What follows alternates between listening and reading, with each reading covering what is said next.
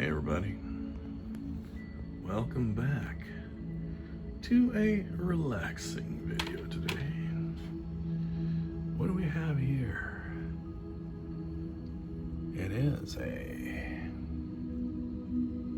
we have any identifier on here? Is it anywhere? Oh, I think I see it. There it is. It's a U450p. It's a Lenovo. It's an Ideapad. And it's sporting a Pentium inside. And it's got that beautiful Vista. And what a Vista it is. And what a beautiful Vista that is. And it's got this little button here for one press operation to restore your computer back to factory. It's got the power on here, and it's got the full complement of all those Lenovo interesting little things. I would demo the face verification thing that allows you to log in, but that would mean I would have to show you my face, and that's not what we do here on this channel. It's not about me, it's about you and about this computer. It's focused on the computer itself. So yeah, we got no easy capture, we got a communications thing, face verification. You don't have to punch in a code or anything. It just scans your face. How forward-looking was that in Vista era? Yes, indeed. That is something actually I find quite interesting about this one, that it actually had face verification. Now, let's kind of temper that a bit, because realistically, back in that period of time, face verification was kind of a bit funky, because you could probably take a picture of somebody's face and show it to the camera, and it would probably assume that it was you. So it wasn't a really strong, security measure, probably easily spoofed. But there you go. There's your Vista Ultimate.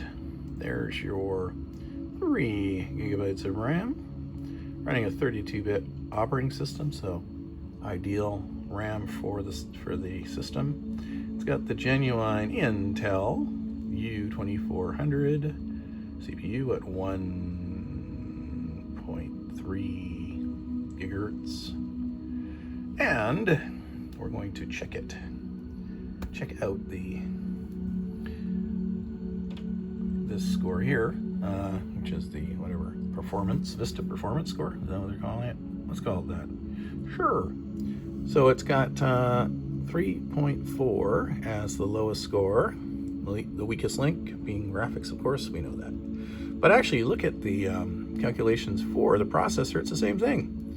So yeah, kind of the weak point of the system is the processor and the graphics. A combined weak point. The actual hard drive and RAM are scoring quite well, so that's interesting. I didn't really think about that until now, while we were chatting, because that's why I make these videos. So look at this. So it's got a little microphone down here. I thought it was test, but apparently not. Let's go over the physical extremities, and then we'll swing back to doing a benchmark on it eventually. Let's see if we can get an idea of what this top looks like. So it's got this kind of funky pattern, Lenovo. So let's put that back up. There we go. All right. So then fairly thin for its time, not a very thick computer. There's your venting, using lock and power port. It's not one of those normal type barrel plugs that Lenovo was famous for. It's more just a simple, more like, makes me wonder who is really making these computers sometimes. Is it Lenovo?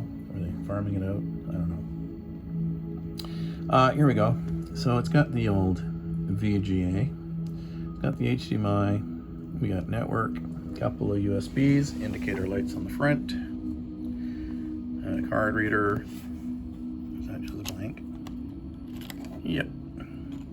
Came with its blank, at least. That's nice. I always like it when I have the actual blank. Keeps dirt out. Good protection. All right, the old stickers there telling us all about it. Oh, it's got dedicated volume up, down, and mute. I like that. I like dedicated media keys, frankly. It's just when you need to mute something really quick. There's no grabbing, doing like function key stuff. So we see it has something that was kind of common for the time, a switch to turn on and off the Wi-Fi, which I always find interesting. Not a bad thing to have, really. Another USB anyway, and some audio. I like audio on the side because if you have you put this thing usually in a stand, it usually blocks off the front of your system, so it's nice to have it on the side like that. And we got ourselves a DVD, whatever, writer, optical drive nobody uses anymore. Something that takes up space and weight. It's got the battery back here. There's nothing on the back, just by the way that the top opens, it kind of shields the back from any kind of ports. And that was very common. That was a common thing that they kind of added to PCs, or the way they constructed them. It became pretty commonplace. And of course we have the little camera and a light that goes on when the camera's in use. It scans your face to open up the system. Got all our rubber little pieces, which is always nice to find on a used system because you wouldn't believe how many times those are missing. So that's great. So let me get right back to you and we will zoom in on the benchmarks and specs of the system. All right, guys, so got everything set up for you. I didn't have to wait and watch me stumbling around putting all this stuff up. All right, so this is the Intel Pentium SU2700. It's a Penryn, and it is a 45 nanometer process, so fairly large processor. For the time period, it was pretty average. Running at a fairly slow rate of 1.3, so it's not going to be setting any speed records. It's got a bunch of instruction sets. It is 64-bit capable, but look at this. This is the thing. One core, one thread. It's not up for a 64-bit operating system. It's not up for Windows 10 even. I wouldn't even set this thing up with Windows 10. Windows 7 is a stretch. So it's definitely a nice Pentium Vista system. And there you go. There's the model of the main board. There's the BIOS 2009, so that's giving us a clue as to its age. It's got DDR running dual at 400. Let's take a look at those sticks. We got one gigabyte Samsung, made in 2009. So we're kind of confirming this is a 2009 system. And we got another stick, also in 2009. And yeah, there you go. So it's good. Kind of got that squared away. It's running the Intel Mobile 4 series Express chipset with, according to this, access to 1.3 gigabytes of RAM. We'll dig a little deeper. Like actually looking at what Windows can tell us about this. So Windows can tell us, yes, indeed, it is the Intel 4 series Express chipset. It is GMA 4500, and its actual dedicated memory is 32 megabytes. Its system memory is 96, and it's shared with the actual system memory is 1164, giving us that total that it can use. Question is, how well will that do in our Nova Bench test? We will find out. All right, here we go. There's our dimensions of our resolution, which is like 1366 by 768. A very usable size for a smaller laptop, if you can get sort of an impression. Here's my hand. Here's my hand. So not a huge laptop, certainly not a netbook, but not a giant, 17-incher or anything like that. Very mobile, though. Must be easy to take to the coffee shop. Take the old coffee shop, do some spreadsheet work or something. Actually, I'd probably fill in my database, and I would fill in my Zim wiki pages, and then I would do who knows what else. A lot of with these things, as long as you're willing to work with older software. All right, so here we go. This is our operating system. Here's a kind of captures everything. I like this kind of summary. So the summary is telling us also about the temps. I don't know about this. I would say that the temperature sensor on the motherboard is shot, because 16 degrees Celsius seems a little cold. That really seems unrealistic. Maybe. I don't think so. I don't think it's that cold in our house here. Storage is 27. So, I mean, it's been sitting. I just started it up. So maybe it could be, I don't know, 16. That's so low. That's so cold. That's not right. And then, of course, the Pentium processor is running at 43 degrees, which is pretty warm for doing very little. But, And they don't even want to tell you what the graphics are running at. But whatever. in kind of like a internal graphics chip or something, it's probably next to nothing. I don't know. I'm not worried about it.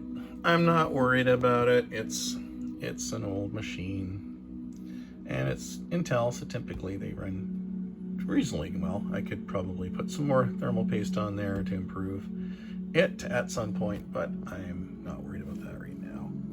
Let's take a look at that disk action. So it's a Western Digital 250, and it's showing is good. Everything's good. That's great. Let's see how long this thing's been kicking around for. It's running at a pretty slow transfer rate, but that's typical of the time. Just under a year's usage for a 2009 system. Quite acceptable. Quite like that. All right, guys. So we're now at that point in the program where we look at benchmark. And before we do that, let's just see what we can turn off, because there's a lot going on down here. Let's see what we got. This is our password manager. We can turn that off. You don't want to lose resources over that. What is this? Lenovo something or other. Face recognition. We can quit that. I'm already in. We want to maximize our stuff. Synaptic. I don't think we can turn that one off. It's fine. What is this? Energy management.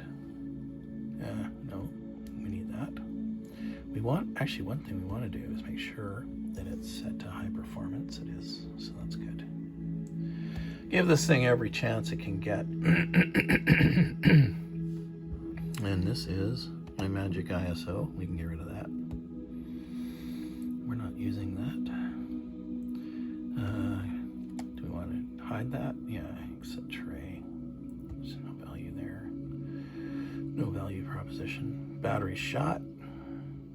Wireless. Volume. Okay, we're good there. And let's take a quick look here. Just one final. We can get rid of this Windows sidebar too. That could be taking up resources, right? Let's get rid of that. Okay, we're giving it every opportunity. That's fine.